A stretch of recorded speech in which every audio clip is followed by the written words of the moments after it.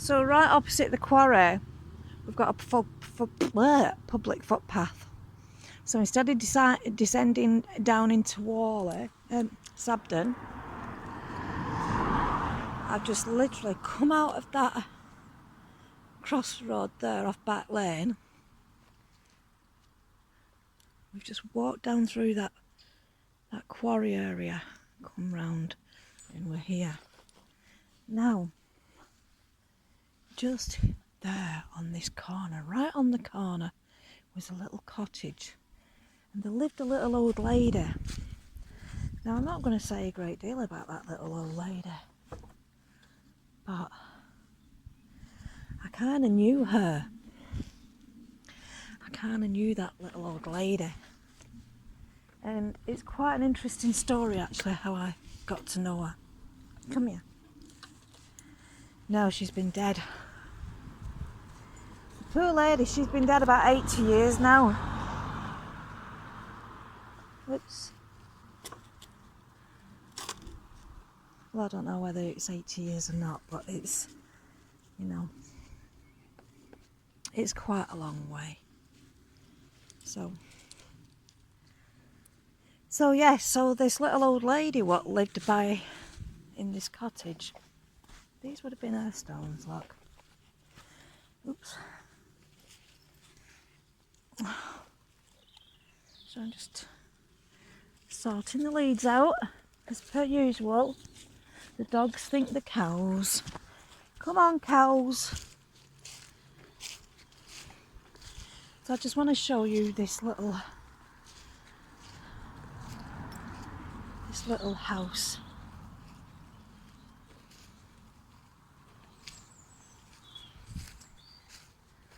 You see it?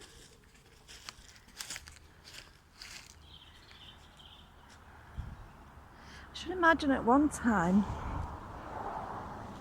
it was quite a biggish house for a little lady to live on her own. But look, the trees have planted themselves and they've reclaimed her stones. I guess we're walking in a garden now. How pretty is this? So we've got a signpost there. Let's have a look at the signpost. It says Read 1.5 miles that way, Higham 2 miles that way, Sabden 2 miles that way. So when you think about it, Sabden, Higham and Read, from this crossroads, we're only talking roughly 2 miles, aren't we? I know it says Read now.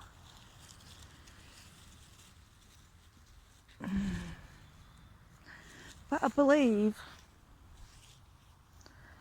there could have been a sacred spring here.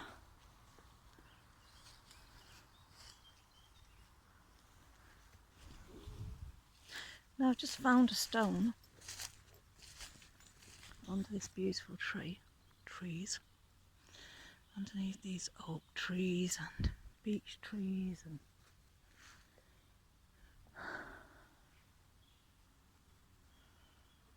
this beautiful mounded area. So we found a nice big stone across there, an outcrop. But what I've just found here is this small one. It appears to have, whether it's natural, it's like a cut mark. I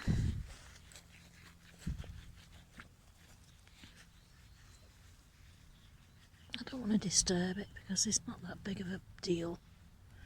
Having said that, the arc stone was only sticking out not much further than that.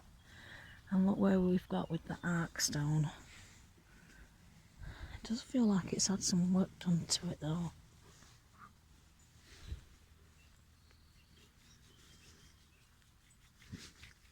Anyway, you see?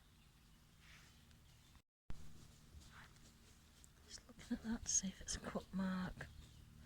Goes in quite a way, and that's got like a smooth edge going into that area. It's Pendle grit, you can see that.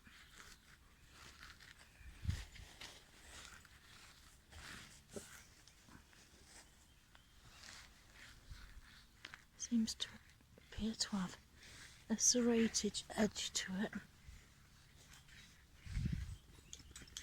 Anyway, I'm not going to clear it all off. Done too much of that. Why I wanted to draw it to your attention is because where I am on the crossroads, which is there, this stone would align with a Simmons stone cross, which is only there.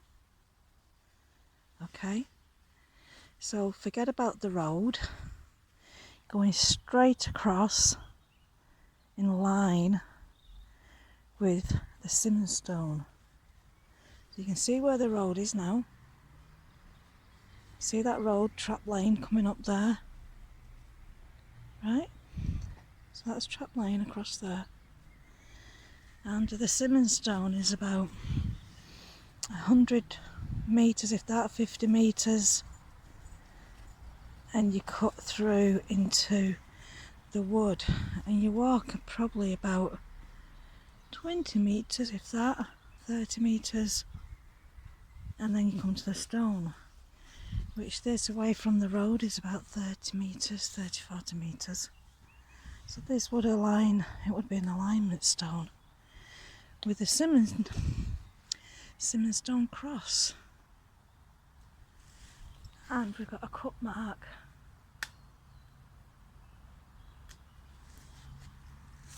So if this area has been being cleared, and that's Pendle grit, that is proper Pendle grit. That is like your dark bluish Pendle grit because it's next to a spring. Yeah? You can see it's a wet area because of the grasses. Remember about the foliage again.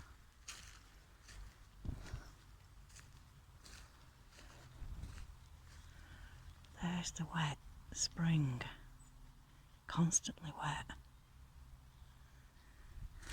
So we've got a spring area there. Why is that stone just gone? There.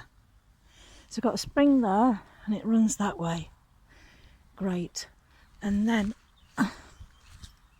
so that aligns with the stone. Come here, boys. This way. This way.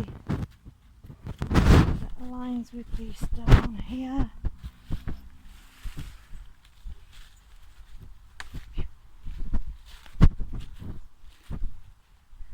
So I've got another wet area there. Right, so these are wet areas. These are spring areas.